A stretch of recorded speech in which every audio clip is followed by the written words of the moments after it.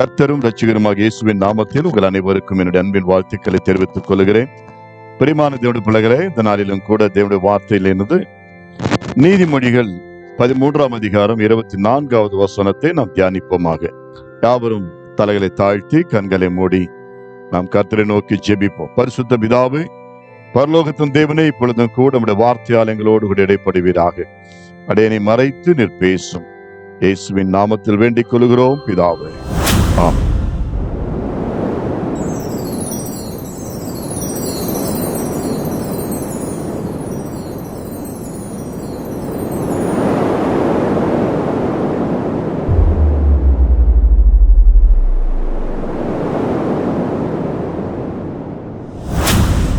இப்பொழுது நாம் வாசிக்க கேட்போம். நீதிமொழிகள் 13:24. பிரம்பை கையாடாதவன் தன் மகனை பகைக்கிறான், அவன் மேல் அன்பாயிருக்கிறவனோ அவனை ஏற்கனவே தண்டிக்கிறான். ஆமென். பிரம்பை கையாடாதவன் தன் மகனை பகைக்கிறான் என்று சொல்லப்பட்டிருக்கிறது. இதுதான் நாம் இன்றைக்கு தியானிக்க போகிறோம். பிரம்பை கையாட வேண்டும் என்று வேதம் சொல்லுகிறது.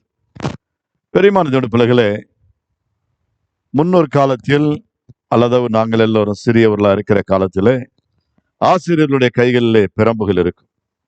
ஆசிரியர்கள் அந்த பிரம்பை கொண்டு மாணவர்களை சரியாக அடித்தும் திருத்தி அவருடைய வாழ்க்கை சரியாக இருக்க வேண்டும் என்பதற்காக அதை கையாளுவார்கள், பயன்படுத்துவார்கள். ஆனால் இந்நாட்களிலே ஆசிரியர்கள் அடிக்கக்கூடாது என்பது சட்டமாகவே இருக்கிறது. அது எந்த மாணவர்களும் அதை ஏற்றுக்கொள்கிறதும் இல்லை. ஆசிரியர்கள் அடிக்கக்கூடாது என்பதுதான் மாணவருடைய இந்நாட்களிலே காணப்படுகிறதான அவருடைய காரியங்கள். ஆனால் முற்காலத்தில் பிரம்பு கையாண்டு கொண்டிருந்தார்கள், மாணவர்களை சரியான பாதையில் நடத்தவும் ஒழுங்குபடுத்துவதற்காக. ஆமென். இன்னும் சொல்ல போனால் இந்த பிடி வாதம் என்று சொல்லக்கூடிய அந்த மாஸ்டர்ஸ் இடத்துல கண்டிப்பாக ஒரு கோல் வைத்திருப்பார்கள். பிள்ளைகளை இந்த திடலிலே விளையாடி செய்யும் பொழுதெல்லாம் அவர்களை சரியான முறையிலே கையாள்வதற்காக, நடத்துவதற்காக பிரம்பை வைத்திருப்பார்கள். இங்கு ஆண்டவர் சொல்லுகிறார், பிரம்பை கையாடாதவன் தன் மகனை பகைக்கிறான், அவன் மேல் அன்பாயிருக்கிறவனோ அவனை ஏற்கனவே தண்டிக்கிறான் என்று சொல்லப்பட்டிருக்கிறது. ஆம், அது மட்டுமல்ல, உபாகம புஸ்தகம் 8ஆம் அதிகாரம் 5வது வசனத்தில் நாம் வாசிக்கும் பொழுது, உபாகம புஸ்தகம் 8ஆம் அதிகாரம் 5வது வசனம், ஒருவன் தன் புத்திரனை சிட்சிக்கிறது போல உன் தேவனாகிய கர்த்தர் உன்னை சிட்சிக்கிறார் என்று நீ உன் இருதயத்தில் அறிந்து கொள்வாயாக. ஆமென். ஹல்லேலூயா. சிட்சை, ஒருவன் தன் புத்திரனை சிட்சிக்கிறதை போல நம்முடைய தேவனும் ஆண்டவரும் சிட்சிக்கிறார் என்பதை நாம் பார்க்கிறோம். சிட்சை, அன்றைக்கு பிரம்புகளாலே பிள்ளைகளை சிட்சித்திருக்கிறார்கள். ஆனால் நம்முடைய தேவன் தம்முடைய பிள்ளைகளாகிய நம்மை எவ்விதமாக சிட்சிக்கிறார் என்பதை நாம் இந்த வசனத்தில் வாசிக்க போகிறோம், தியானிக்க போகிறோம். ஒருவன் தன் புத்திரனை சிட்சிக்கிறதை போல, பிள்ளைகளை அவன் சிட்சிக்கிறதை போல நம்முடைய தேவனாகிய கர்த்தரும் நம்மை சிட்சித்து வளர்த்துகிறதை பார்க்கிறோம். அதை குறித்த பவுல் அப்போஸ்தலன் கூட அதுதான் சொல்லுகிறார். வாசிப்போம். எபிரேயருக்கு எழுதிய நிருபம் 12ஆம் அதிகாரம் 6வது வசனத்தில், எபிரேயர் 12:6, கர்த்தர் எவனிடத்தில் அன்பு கூறுகிறாரோ அவனை அவர் சிட்சித்து தாம் சேர்த்து கொள்ளுகிற எந்த மகனையும் தண்டிக்கிறார் என்று பிள்ளைகளுக்கு சொல்லுகிறது போல உங்களுக்கு சொல்லியிருக்கிற புத்திமதியை மறந்தீர்கள். ஆமென். ஹல்லேலூயா. பிரியமான தேவனுடைய பிள்ளைகளே, கர்த்தர் எவனிடத்தில் அன்பு கூறுகிறாரோ அவனை அவர் சிட்சித்து தாம் சேர்த்து கொள்ளுகிற எந்த மகனையும் தண்டிக்கிறார் என்கின்ற அந்த காரியங்களை குறித்து நாம் வாசிக்கிறோம். ஆம், அன்பு, எங்கே அன்பு இருக்கிறதோ, எங்கு பாசம் இருக்கிறதோ அங்கு பெற்றோர்கள் தன் பிள்ளைகளை சிட்சிக்கிறார்கள். கர்த்தர் எவனிடத்தில் அன்பு கூறுகிறாரோ அவனை அவர் சிட்சித்து வளர்க்கிறது என்றது நம் வேதத்திலே வாசிக்கிறோம். சிட்சை அவசியம், தண்டிப்பு அவசியம், கண்டிப்பு அவசியம். பிள்ளைகள் நடக்க வேண்டிய வழியில் அவனை நடத்து என்று வேதம் சொல்லுகிறது. ஏனெனில் அவன் பெரியவராகும் பொழுது அவன் அதை விட்டு விலகாது இருப்பான். ஆம், 6 வளையாதது 60 வளையாது என்று சொல்வார்கள். பிள்ளைகள் சின்ன வயசுலேயே, சிறு வயதிலேயே நாம் பிள்ளைகளை சரியான முறையில சிட்சித்து வளர்க்கும் பொழுது அவர்கள் சரியாய் வளருவார்கள். நம்முடைய ஆவிக்குரிய வாழ்க்கையில கூட நம்முடைய தேவனாகிய கர்த்தர் நம்ம சிட்சித்து நடத்துகிறதை பார்க்கிறோம். இது எதை வெளிப்படுத்துகிறது? தேவனுடைய அன்பு, தேவன் நம்மேல் வைத்திருக்கிற அன்பு. பெரம்பை குறித்து நாம் வாசிக்கும் பொழுது பெரம்பை கையாடாதவன் என்று சொல்லப்பட்டிருக்கிறது. இந்த பெரம்பை குறித்து நீதிமொழிகள்ல நல்ல அழகாய் சொல்லப்பட்டிருக்கிறது. வாசிப்போம், சில வசனங்களை வாசிக்க கேட்போம்.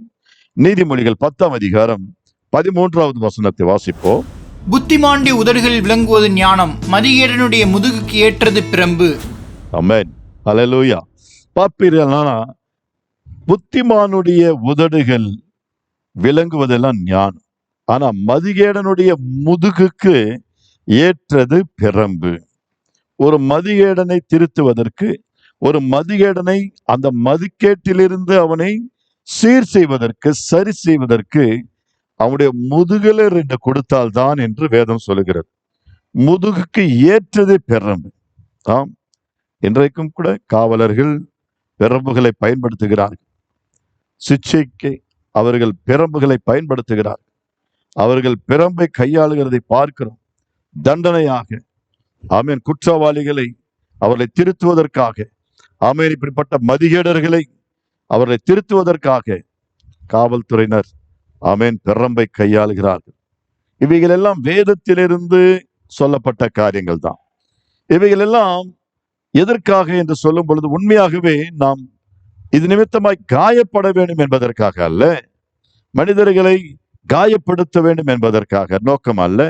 மாறாக அவர்கள் அந்த துன்மார்க்கமான அல்லது அந்த பயங்கரமான மதிக்கேட்டிலிருந்து அவர்கள் திருந்தி வாழ வேண்டும் என்பதற்காக தான் இப்பேற்பட்ட சிஸ்டங்களை, ஆமேன், காரியங்களை அரசாங்கமும் கொண்டு வந்திருக்கிறது.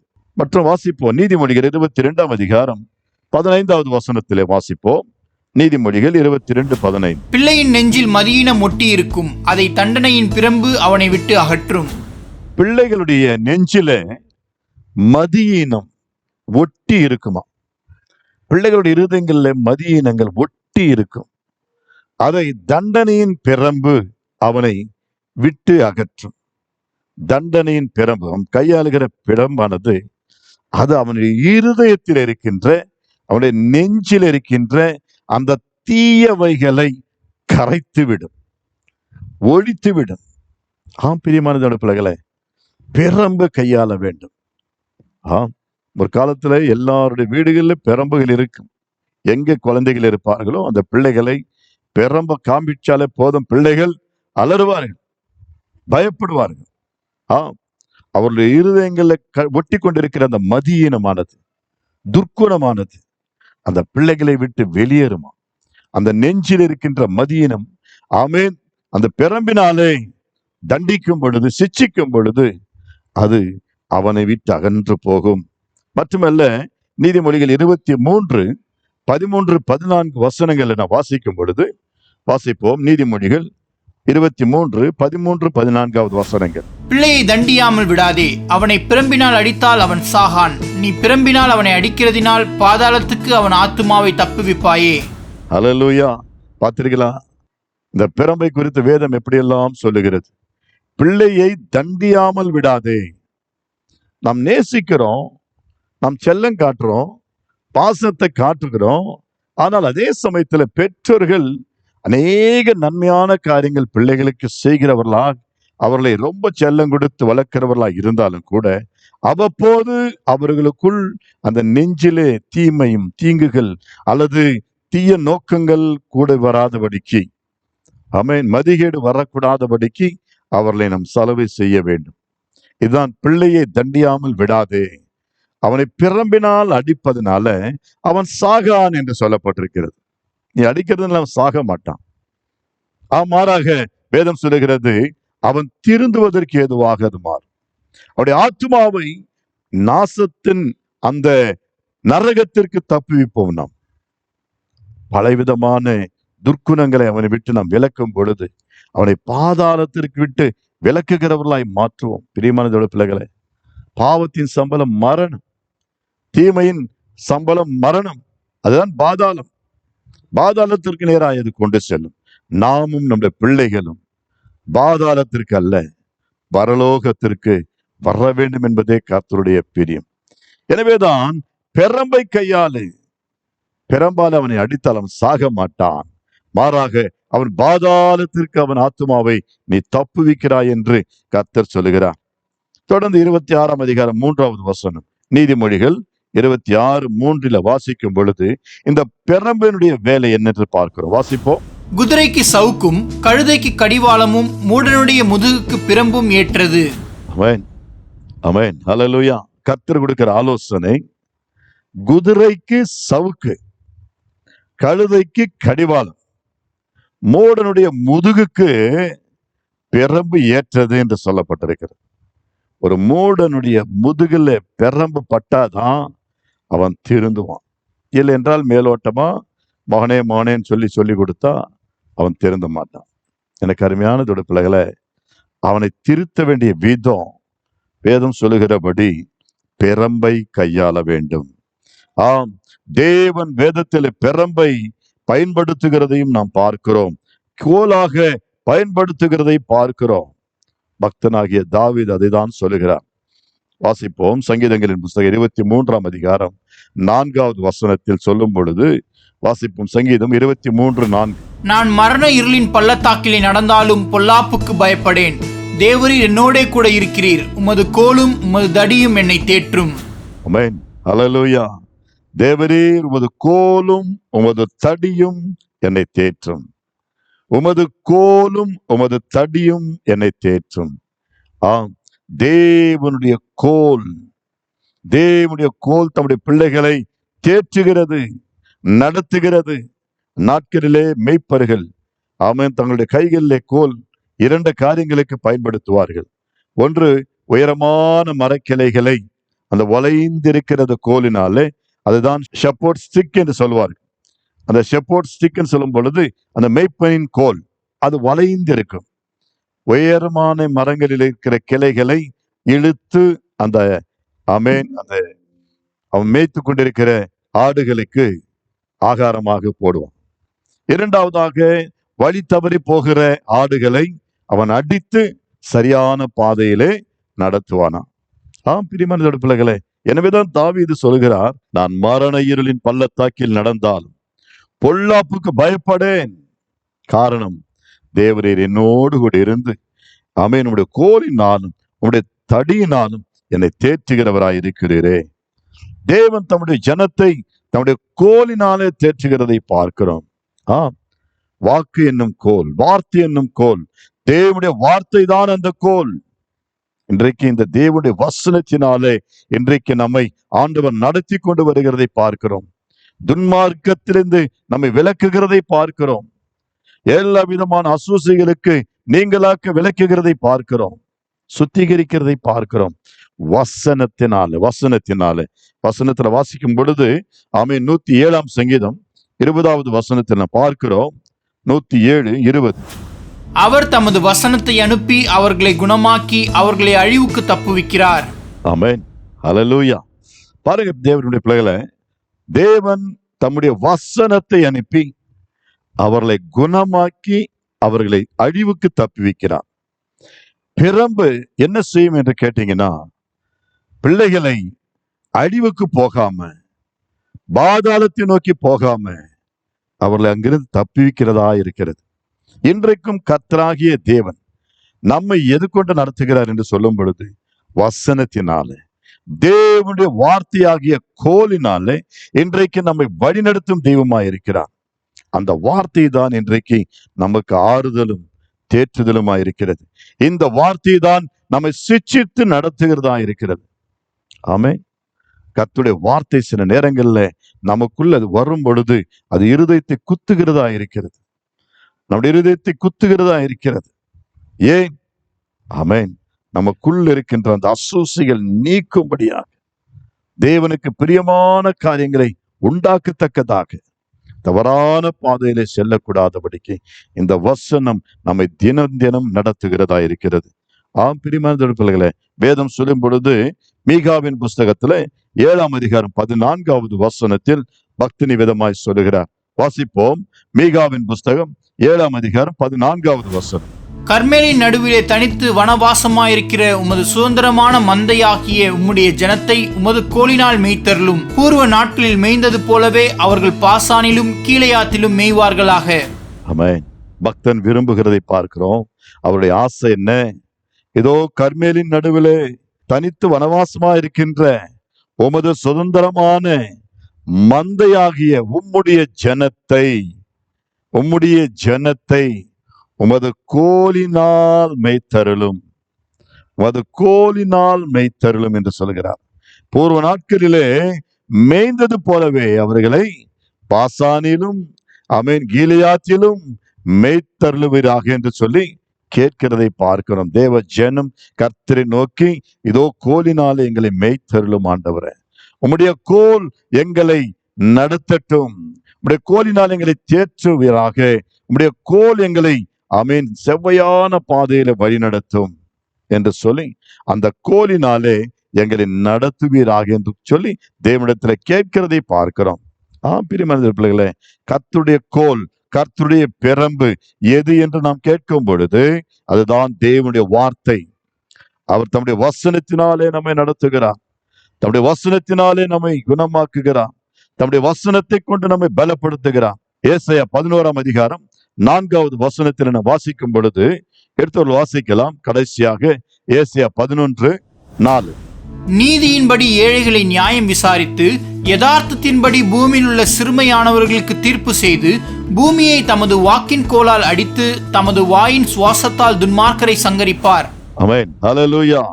வாசிக்கப்பட்ட இந்த பகுதியிலே தேவன் தமது வாயின் சுவாசத்தால் துன்மார்க்கரை சங்கரிக்கிற மட்டுமல்ல, இங்க வாசிக்கிறோம் சிறுமையானவர்களுக்கு தீர்ப்பு செய்து பூமியை தம்முடைய வாக்கின் கோலினால் அடித்து என்று சொல்லப்பட்டிருக்கிறது.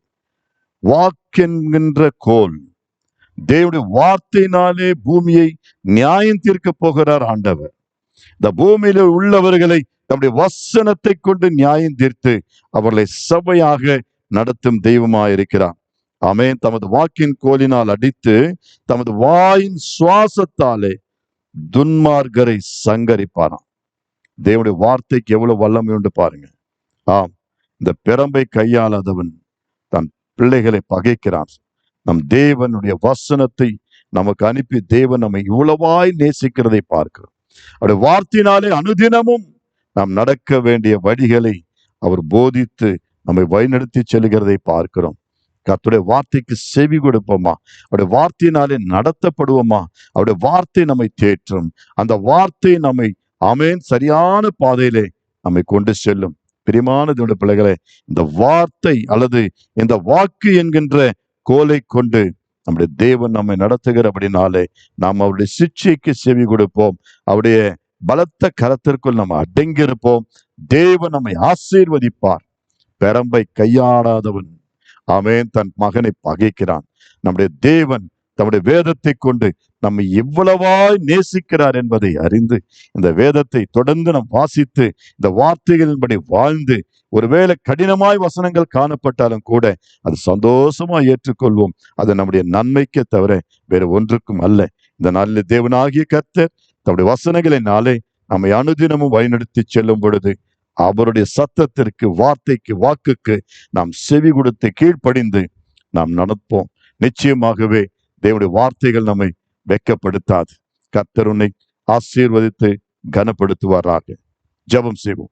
பரிசுத்த பிதாவே, பரலோகத்தின் தேவனே, இப்பொழுதும் கூட பெரம்பை கையாளாதவன் ஆண்டவரே, தேவனால் பகைக்கப்படுகிறவன், இதோ பெரம்பை கையாள்பவன் தன் பிள்ளைகளை நேசிக்கிறார் என்பதை நாங்கள் பார்த்தோமே.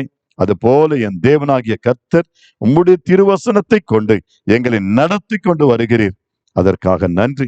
உடைய வாக்கின் கோலை கொண்டு எங்களை ஒவ்வொரு நாளும் ஆதரித்து அரவணைத்து ஆண்டவரே உமக்கு பிரியமான பாதைகளில் எங்களை கொண்டு செல்லுகிறேன்.